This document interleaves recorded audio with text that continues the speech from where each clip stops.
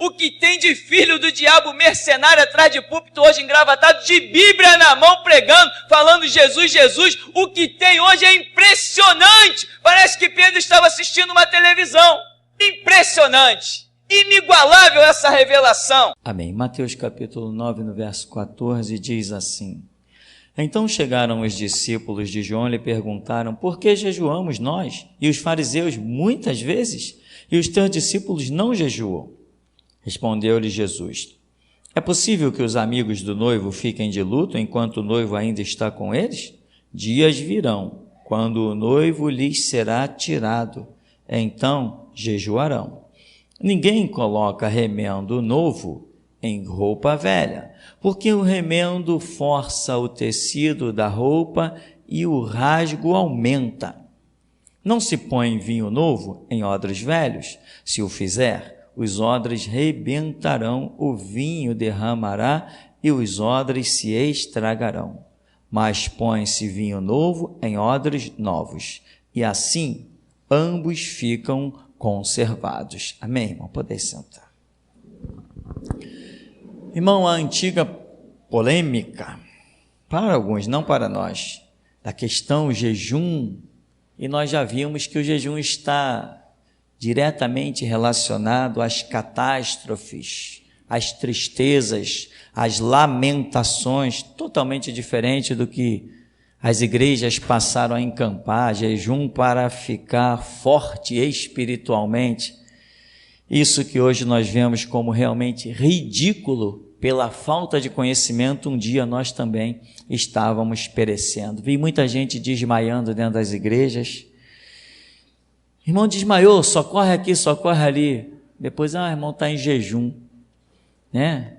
Umas coisas antagônicas, completamente loucas. Mas enfim, nossos seminários e a graça de Deus tem nos alcançado, de modo que hoje eu já não sei o que é jejum, deixe-me ver, uns 20 anos eu não sei o que é jejum. E eu desafio Satanás, se ele aparecer na minha frente, bem alimentado, eu piso na cabeça dele, né? Então, o conhecimento liberta. Conhecereis a verdade vos libertará. O meu povo perece pela falta de conhecimento. Então, mas esse assunto de jejum não é o nosso assunto, apenas mostrando a calamidade. E os discípulos de alguns homens lá, escriba e tal, rodeiam Jesus e dizem assim: por que nós jejuamos muitas vezes? Eles frisam, né? E os teus discípulos não jejuam. Então, o que é que entendemos? Que os discípulos de Jesus não jejuavam. Mas aí Jesus falou: não, vai vir um tempo aí. Vai haver um período, eu particularmente identifico aqueles 3 dias que Jesus esteve sepultado. Imagina, a calamidade sobre eles foi tamanha, mas fora daquilo, não existiu mais nenhum jejum para a igreja. Aquele foi um momento específico em que eles realmente foram levados sentimentalmente a perder a fome, tá? Mas esse jejum, segundo a cultura judaica, não, isso para a igreja jamais, em tempo algum. Então, o que nós vemos realmente aqui? Jesus diz assim: é possível que os amigos do noivo fiquem de luto, tristeza, tanto visível como sentimental, enquanto o noivo ainda está com eles? Quem é o noivo? Jesus. Jesus foi para o céu, mas eu pergunto: Jesus está conosco? Ele disse: eu não vos deixarei órfãos. Opa, então, de alguma maneira ele continua conosco.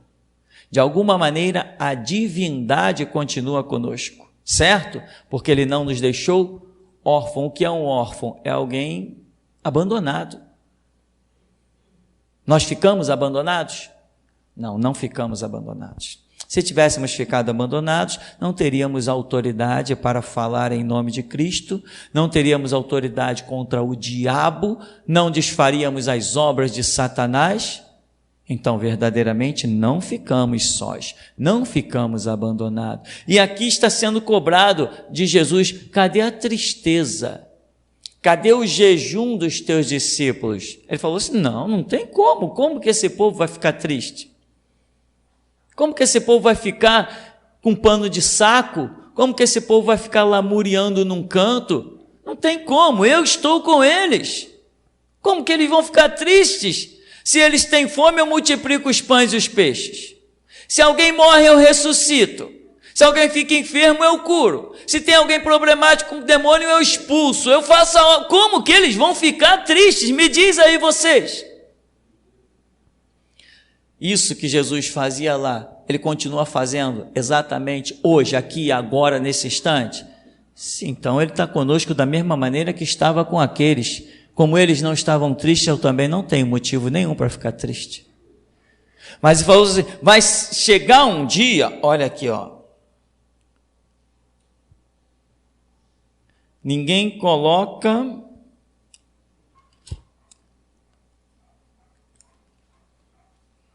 por que não jejum? Respondeu Jesus: é possível que os amigos do noivo fiquem de luto, enquanto ele ainda está com ele? Dias virão, quando o noivo lhes será tirado, então jejuarão, ou seja, então lamentarão, então vão se vestir de pano de saco, então vão prantear, então vão ficar tristes.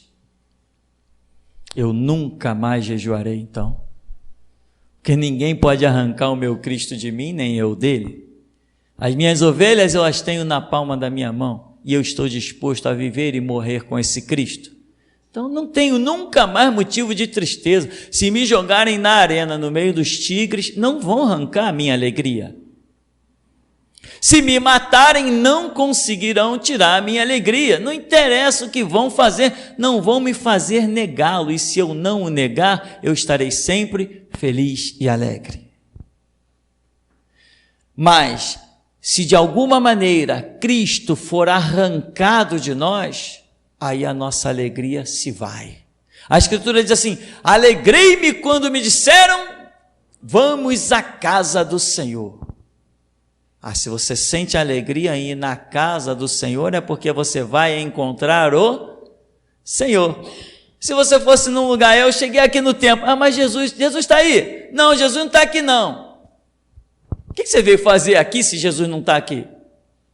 Você veio aqui, alguém aqui veio aqui para ver o irmão nessa noite?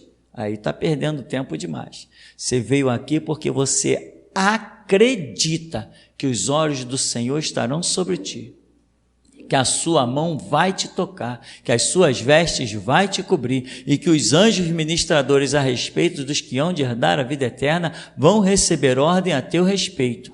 Você veio aqui por causa do espiritual, você veio aqui porque Jesus Cristo está aqui, como ele disse e honra a sua palavra: onde 2 ou 3 estiverem reunidos no meu nome, eu estou aí no meio deles. Então, se você veio em o nome do Senhor, se você não veio por outros motivos, mas se você veio em o nome do Senhor verdadeiramente, esse foi o anseio, a sua alegria, então ele está aqui para você. Pelo menos para você ele está. Pode não estar para outro, mas para aquele que veio para buscá-lo, para vê-lo, esse vai ver. Esse vai contemplar. Então, essa alegria, irmão, é porque Deus está conosco. Agora, tem pessoas que não têm essa alegria. Jesus falou assim: olha, a tristeza, o jejum, o pranto, ou seja, vai ser para aqueles de quem o noivo for tirado. Então, quando aquele cara é crente, um crente carrancudo, um crente cabisbaixo, um crente com aspecto derrotado, ele não tem mais o noivo foi tirado dele. Ele perdeu o noivo. Entende? Porque a Escritura diz assim, o coração alegre põe o rosto bonito. O coração alegre põe o rosto bonito. E qual é a maior alegria de um coração de um cristão? É ter Jesus Cristo. Se você não tem Jesus Cristo, você fica sem a graça. Sem a graça é estar em desgraça. Você já viu o semblante de alguns feiticeiros, como é um semblante pesado? Você olha assim, você sente aquela coisa ruim, aquele peso no semblante. Bom, não sei se isso é um dom que eu tenho, não sei se todo mundo vê isso, né? Eu vejo isso claramente e sempre comentei sobre isso, não sei se todo mundo vê isso, né? Mas, enfim,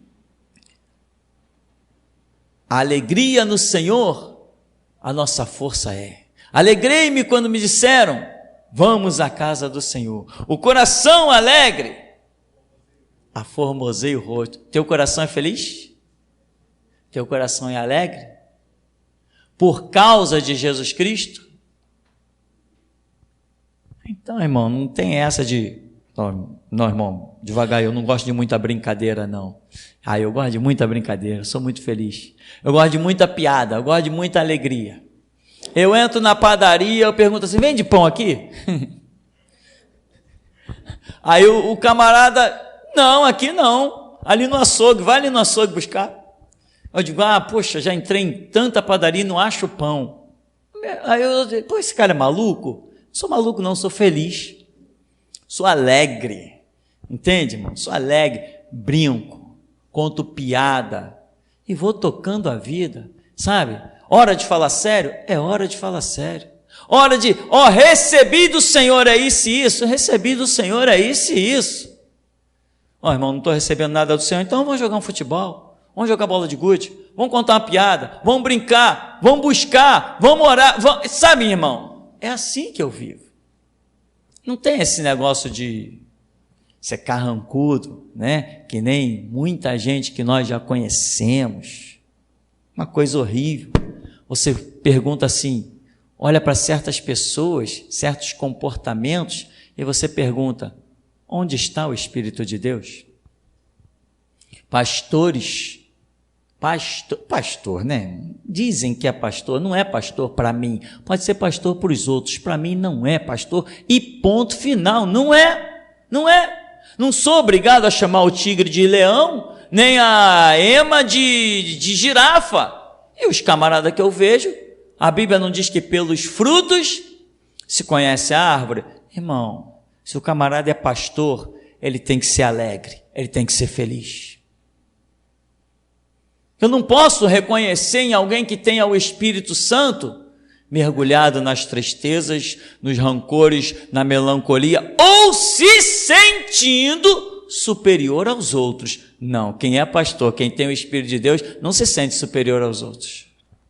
Diz o ditado popular que pastor tem que ter cheiro de ovelha. Para ter cheiro de ovelha tem que chegar junto, tem que se misturar, tem que estar envolvido. Mas, irmão, voltando, se temos o Espírito de Deus, tem que haver uma alegria em nossas vidas.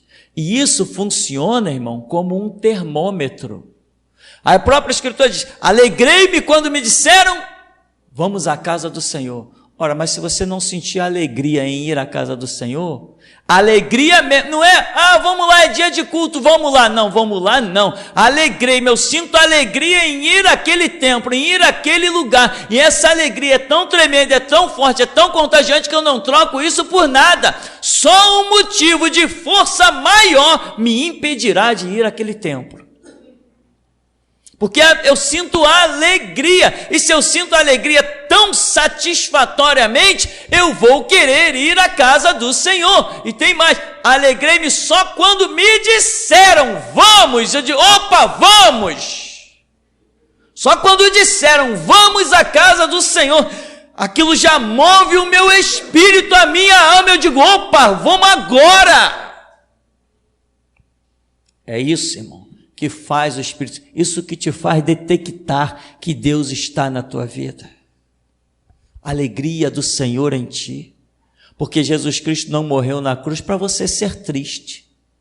E tem mais, essa alegria é tão poderosa, irmão, tão poderosa, que até no meio das mais horrendas lutas e provas, às vezes nós olhamos para certos irmãos e digo assim, caramba, quem vê aquele irmão rindo, não diz o vale que ele está atravessando. Não é verdade? Não diz. Não diz. Uma vez, vou falar da experiência de quem? Vou falar do que eu conheço. E o que eu mais conheço sou eu mesmo. Uma vez eu cheguei num grupo, tinha um grupo de irmãos, já conhecidíssimo, eu me aproximei deles, e aí quando eu cheguei perto, eles falaram assim: rapaz, você vinha lá longe, e a gente já estava aqui conversando. Falei: é mesmo? É.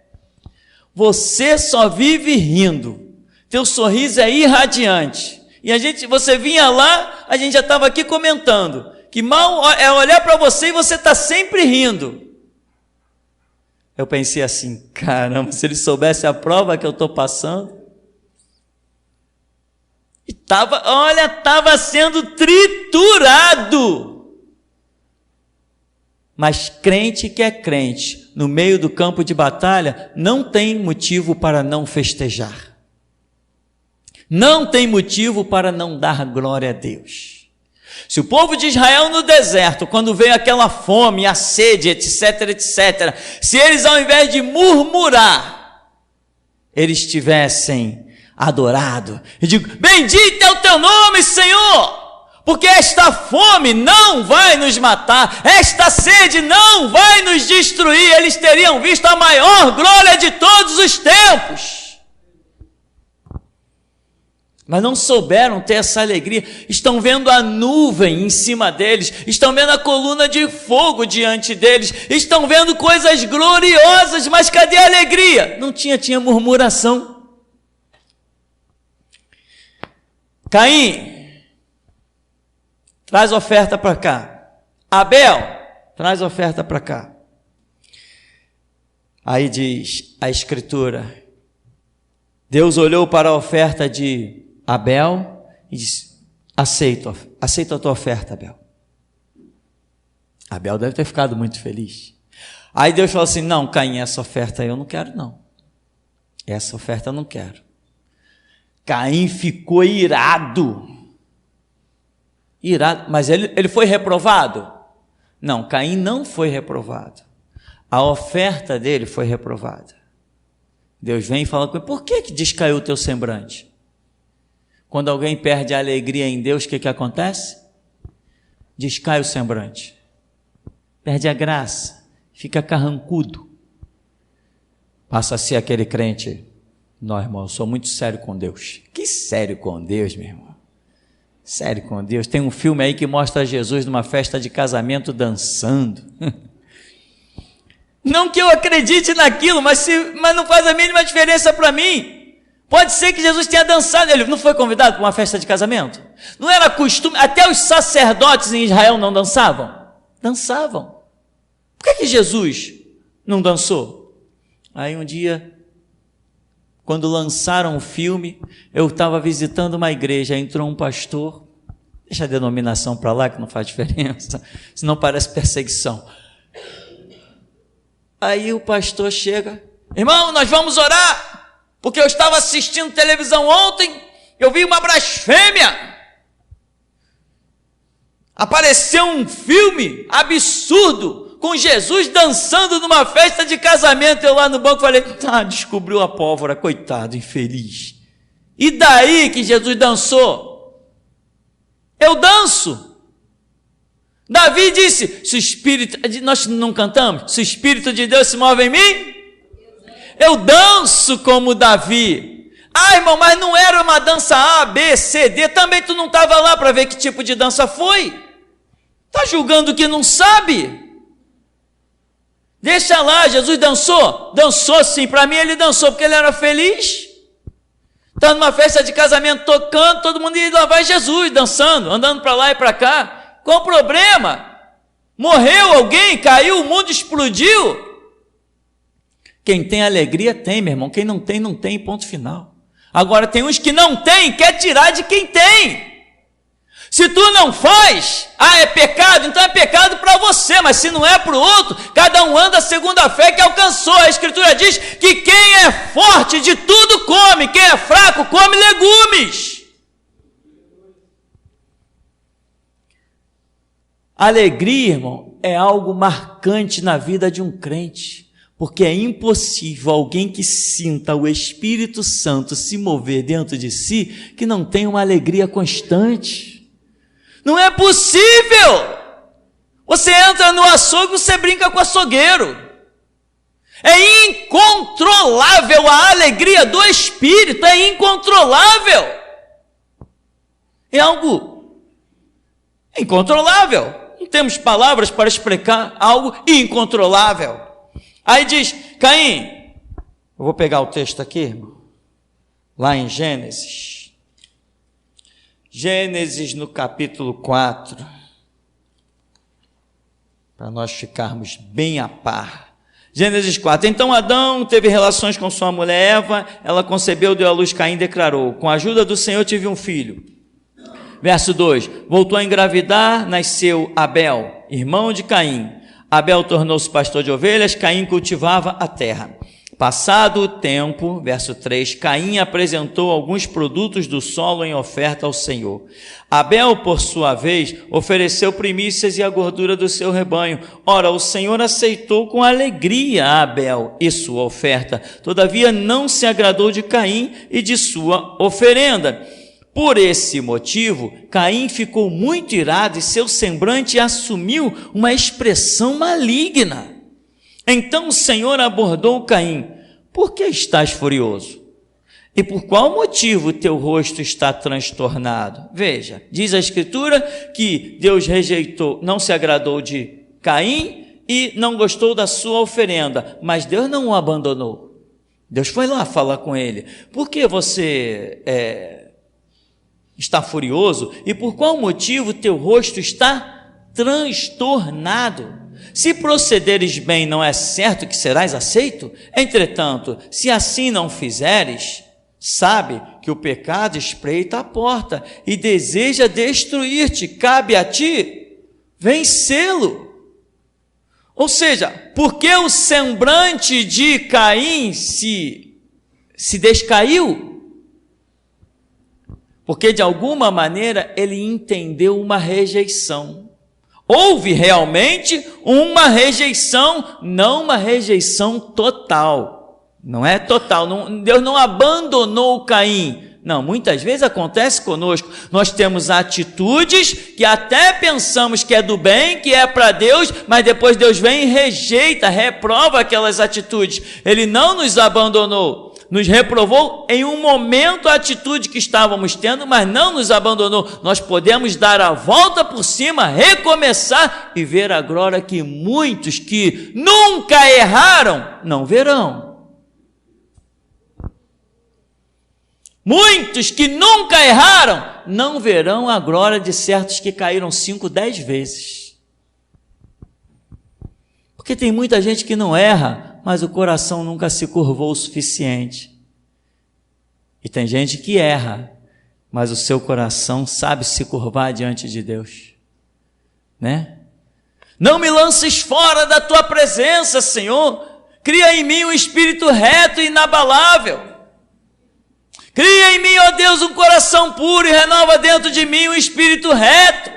Tem compaixão. Ó Deus, se tu quisesses sacrifícios, eu te ofereceria o melhor, mas o sacrifício para o Senhor é um coração quebrantado e contrito, a isso tu não desprezarás, ó Deus.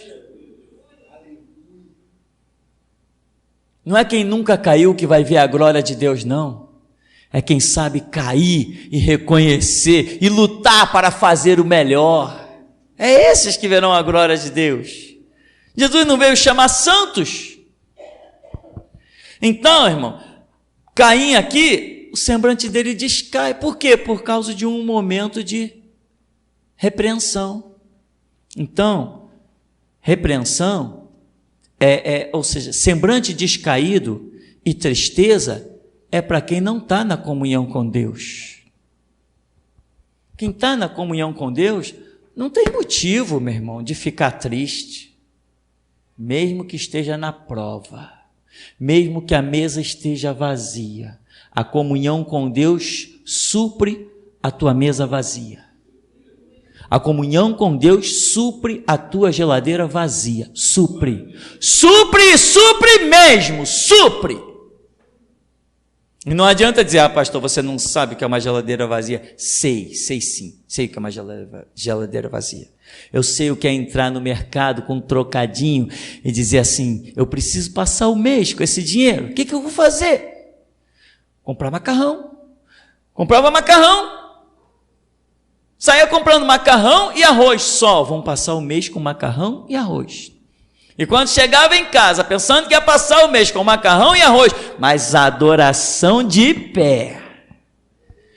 Quando achava que ia passar o mês com macarrão e arroz, o telefone toca, alguém bate na porta e se cumpre a promessa: eu tenho dito que tu comerás o melhor dessa terra. É assim, irmão. Não há motivo para ser triste e infeliz, nem que você esteja dentro da arena e o leão vindo na sua direção. Não dá, não dá. Aprenda a sustentar a felicidade do Espírito na tua vida. Você tem motivos para ser vencedor e feliz sempre. Tem motivo, irmão.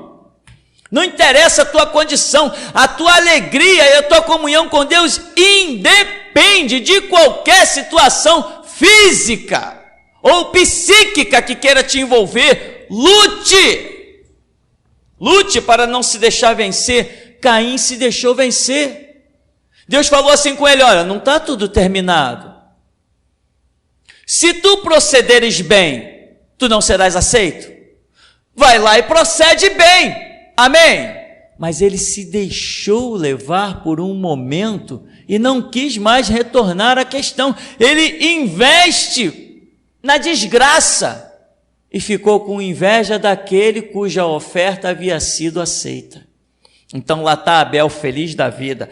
Caramba, Deus falou comigo, Deus me deu graça, Deus abençoou a minha vida, Deus aceitou a minha oferta. E está lá Caim: eu mato esse cara. Eu acabo com essa alegria. Diz o ditado popular: se a tua estrela não brilha, irmão, não tente apagar dos outros. Ou ainda diz o ditado popular, né? Eu não preciso que a estrela de ninguém apague para que a minha brilhe. Cada um tem a sua própria estrela. Cada um tem a sua própria fé. Cada um tem o seu próprio Deus. Então, irmão, Caim quer ofuscar. Porque ele não alcançou algo, ele também quer tirar de quem alcançou. Então, irmão, se você é triste, não queira que o teu irmão seja carrancudo que nem você. Jesus falou assim: sabe quando que eles vão prantear? Sabe quando que eles vão jejuar? Sabe quando que eles vão se sentir entristecidos? Quando eles não tiverem a mim. Quando o noivo lhes for tirado, quando eles não tiverem a mim, eles vão ser tristes, eles vão jejuar, vão ficar desnorteados. Isso aconteceu contigo? Você tem Jesus? Se você tem Jesus, qual o motivo do seu desespero? Qual o motivo da sua tristeza? Não, meu irmão. Jeová Jirê, Deus proverá. Mas Deus proverá de que está tudo bem e Deus está provendo mais e mais e mais. Não, só se conhece mesmo Jeová Jirê quando se está no limite da aflição. O nome que Abraão conheceu, Deus das provisões, naquele episódio, aquela glória, foi quando ele estava no limite, na desgraça, no limite, no limiar da desgraça, sacrificar o próprio filho. Mas não era limiar da desgraça para Abraão, porque diz a Escritura que Abraão creu que mesmo depois de morto das cinzas, Deus poderia suscitar a vida a Isaac e trazê-lo de volta. Então, irmão, aí ele conhece Jeová Jirê, o Deus das provisões. Papai, cadê o holocausto? Deus proverá, meu filho, o holocausto. Mas pai, está aqui o fogo, está aqui a lenha, cadê o cordeiro? Deus proverá o cordeiro para o holocausto. Aquela glória tremenda de Jeová Jirê, irmão, só se conhece quando você está reunindo as últimas forças para não deixar escapar a alegria do Espírito Santo na tua vida. Quando você está no limite ali, prestes a... Parece que só tenho mais uma gota de fé. Mas tem uma gota de fé? Então usa a gota de fé que você ainda tem. Traz à memória o que te dá esperança. Deixa o Espírito Santo te devolver a alegria, como Davi disse assim, ó Deus, não me lances fora da tua presença e torna a dar-me a alegria do teu Espírito. É o que você precisa, ter essa alegria, irmão, essa paz. Só andam tristes, infelizes, nos cantos jogados, quem realmente não descobriu o que é ter a graça do Espírito Santo.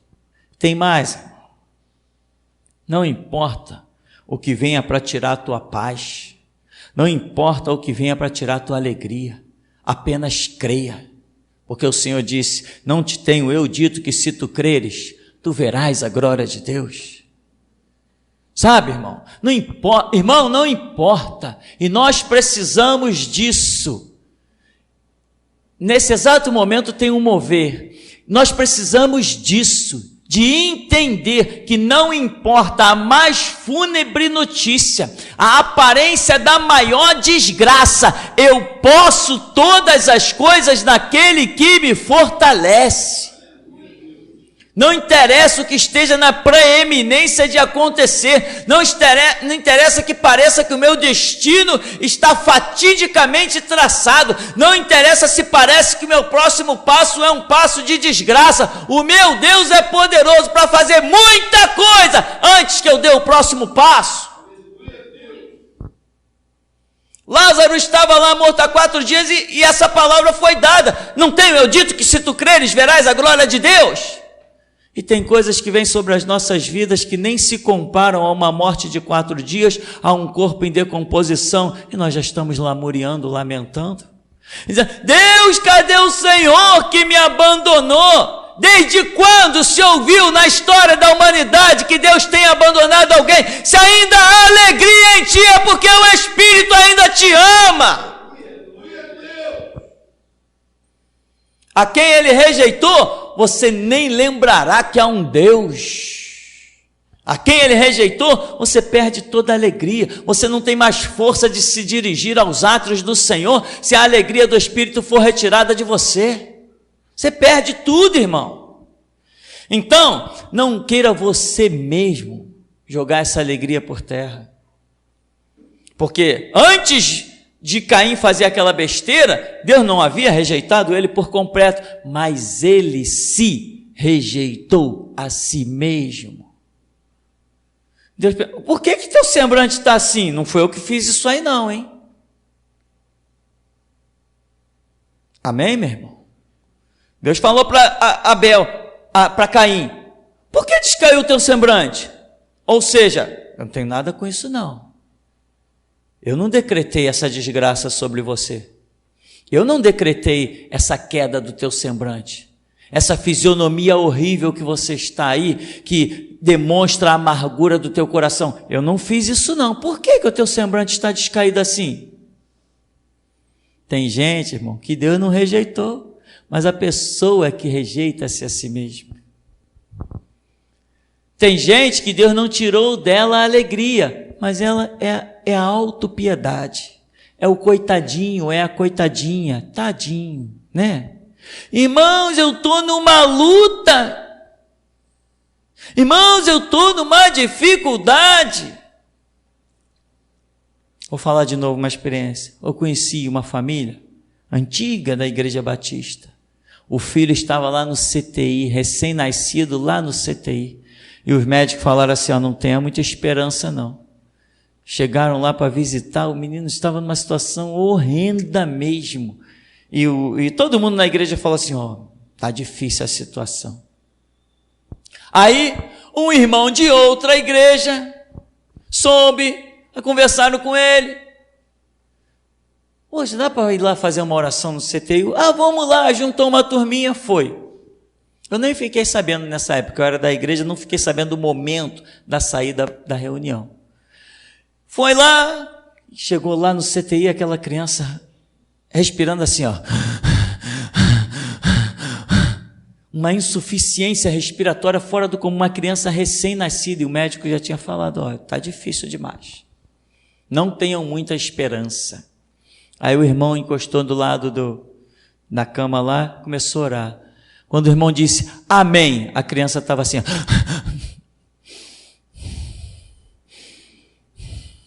Na hora, todo mundo se assustou, olharam assim, ficou um olhando para o outro. Daqui a pouco veio o médico examinar. Aí eles recebem a ligação em casa: vem buscar a criança, está de alta.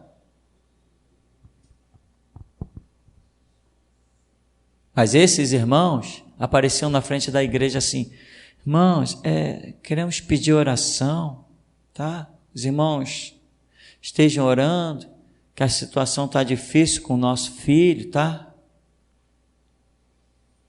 Se tu veio pedir oração para que o Deus vivo te ouça, por que tu estás triste? Qual o motivo da tristeza para quem vai diante do Deus vivo? Se tu vai diante do Deus vivo, você só tem motivo de alegria e celebração, porque Ele nunca despediu ninguém de mãos vazias. Qual o motivo da tristeza? Eu não entendo. Irmãos, olha, a coisa está feia para o meu lado. Então alegra-te, exulta e canta, ó filha de Sião. Senhor, irmãos, a luta está tremenda, está horrenda, parece que tudo vai desmontar. Vamos clamar, porque eu sei que o Senhor é especialista em mudar a história, é especialista em virar a página. Mas como que alguém pode demonstrar que quer que o braço de Deus se mova, quase se entregando à morte? Quem tem o Espírito de Deus tem alegria. Não interessa a luta, não interessa a prova. Aí os irmãos foram dar testemunho. Passou uma semana, eu acho. Aí os irmãos foram dar testemunho. Irmãos, nosso filho estava numa situação muito difícil. E nós não tínhamos mais esperança. O médico já tinha falado para não ter mais esperança. Mas o irmão fulano, e aí eles mastigaram na hora de falar do nome do irmão fulano, que era de outra igreja. O irmão fulano foi lá orar e aí contaram todo o milagre. Coisas que já estavam em rumores na igreja, porque foi impactante. As pessoas que foram lá divulgaram logo: irmão fulano foi lá, e aconteceu isso, e graças a Deus está tudo bem. Mas, irmão, eu confesso que apesar daquela luta lá, aquelas coisas todas lá, toda aquela briga espiritual, eu e a minha esposa, durante esses dias todos que meu filho ficou internado, nós não chegamos a fazer nenhuma oração.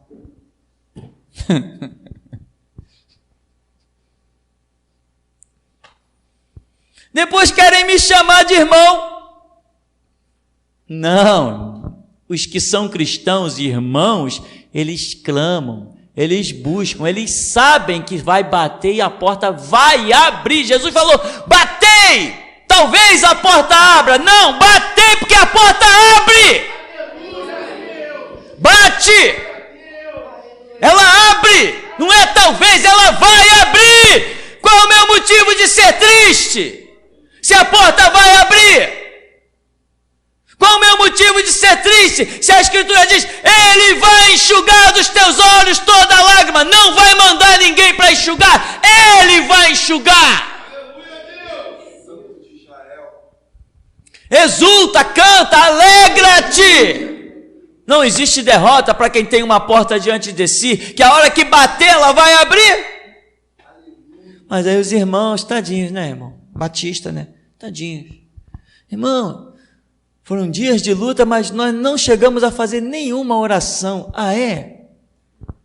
Então, graças a Deus que Deus mandou alguém lá, né? Porque se dependesse deles, estariam até hoje dizendo assim: poxa, hoje o nosso filho estaria com 20 anos, né? Hoje o filho do camarada é até cantor. Hoje o filho do cara é cantor. Canta, né? Não tem fama. Gravou alguns CDs. Já ouvi, realmente canta direitinho e tal. Tem intenção de servir a Deus. Está aí com vida e saúde. Graças a Deus. E a um irmão que teve disposição para orar, para ir lá no CTI, para bater com alegria. Porque ninguém pode chegar diante de Deus com semblante descaído para dizer: Senhor, eu vim aqui buscar a tua face, que a coisa está feia. Ah, meu irmão, fala sério. Como que alguém pode ser melancólico e triste diante de um Deus desse? Como que? Eu não consigo! Deus, a coisa está feia, Mas Deus, eu sei que tu vives e reinas, e tu é quem escreve as páginas da minha história. Não tem motivo de tristeza, irmão, só tem motivo de alegria. Então, irmão, se você é uma pessoa que não é lá muito alegre, tá, vai verificar se realmente Deus está na tua vida. Porque quem tem o Espírito de Deus tem uma alegria um pouco incontrolável. E te digo uma coisa gloriosa, irmão. Nós, alguns anos atrás, nós tínhamos uma frase que nós dizíamos assim, quando encontrava assim, uns irmãos no meio da rua, né? Encontrava 1, 2, 3, cruzando o caminho, a gente começava a conversar. Acabou. E nós criamos a seguinte frase: conversa de crente vira vigília.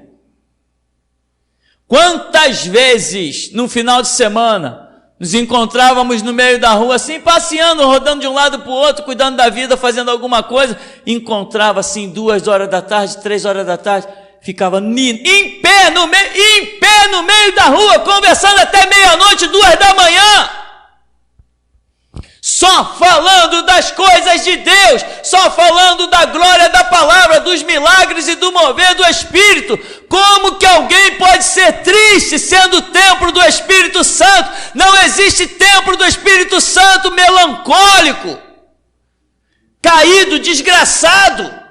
O templo de Deus está de pé, reerguido no sangue de Cristo. Mas então, algumas pessoas não encontram ainda essa alegria. Senhor, vale mais um dia nos teus átrios que em outras partes 1000. Preferiria estar lá na rua, na porta da casa do meu Deus, do que habitar nas tendas da impiedade. Ora, é muito amor. Quem tem tanto amor assim para estar lá na porta do templo, do que habitar em tendas luxuosas, é porque realmente tem muita alegria. Só olhar para esse templo já traduz alegria para a pessoa. Como que Daniel orava? 3 vezes ao dia. Mas ele orava como? A Escritura diz que ele ia para uma janela e ele se colocava na posição que dava em direção a Jerusalém. E ele dizia: Senhor, lá está o teu tabernáculo, lá está o local do templo que vai ser erguido. E era assim que Daniel orava, sempre naquele mesmo lugar. Por isso aqueles hipócritas armaram para Daniel e acabaram sendo presos no próprio laço da sua armação. Quiseram Daniel comido pelos leões e acabaram virando tiragosto de leão. Então, irmão, a alegria no Senhor é a nossa força. Como é que eu não posso ser alegre? Se o Senhor mesmo diz, ainda que eu andasse no vale da sombra da morte, ou seja, Ele está me dizendo, olha, no mundo vocês vão ter aflição, vai ter vale da sombra da morte. Está vendo Daniel? Está vendo Sadraque, Mesaque e Abednego? Está vendo? Tem luta, existe luta. Nós estamos atravessando um deserto, e o deserto é a escola do Senhor. Se Deus está tratando comigo, meu irmão, eu não tenho nada para ficar triste, eu tenho que ser guerreiro. Eu tenho que reunir as forças e a minha alegria, seja na luta, seja na prova, seja no muito, seja no pouco, diz Paulo, seja no nada, eu aprendi a glorificar a Deus em tudo, diz o apóstolo Paulo. Então Paulo é triste. Quando que Paulo demonstra uma tristeza? Interpreto eu, posso até estar errado, quando ele estava fora de um projeto. Quando Deus disse para ele, Saulo, sai de Jerusalém, ele não saiu, foi parar dentro de uma prisão. Aí lá ele está, todos me abandonaram. Talvez ele estivesse declarando aquilo ali com certa tristeza, porque a expressão chama a isso. Mas por quê? Porque ele estava fora de um projeto original de Deus. Ele se meteu num caminho que Jesus falou para ele, sai de Jerusalém, não vão ouvir o teu testemunho. Ele insistiu em ficar em Jerusalém e foi preso. Sabe quando que você tem tristezas? Quando você está fora do projeto de Deus. Você está no projeto de Deus? Então não venha com tristeza. Pastor, eu vou chegar em casa e eu não sei o que vou comer. Então sorria, Jesus te ama. Ele está tratando contigo uma glória aí. Ele vai te ensinar que não só de pão viverá o homem, mas de toda a palavra que procede da boca de Deus. Ah, pastor, eu não sei como é que eu vou vir no culto que vem, eu não sei, eu não tenho dinheiro da passagem. Ele vai te mostrar que Jeová Jireh ainda vive. Então, irmão, não há motivos nem razões alguma para ficar mergulhado em desgraça, né? Por que nós jejuamos tanto, demonstramos tanto a nossa tristeza e os teus discípulos não? Porque eu estou com eles. É impossível que eles estejam tristes se eu estou com eles. E sabe o que diz a Escritura? Lá em Apocalipse. Ele é o homem de branco que passeia no meio dos candeeiros de ouro. E se é assim, irmão, é assim e ponto final. Até aqui, irmão, nos tem ajudado o Senhor.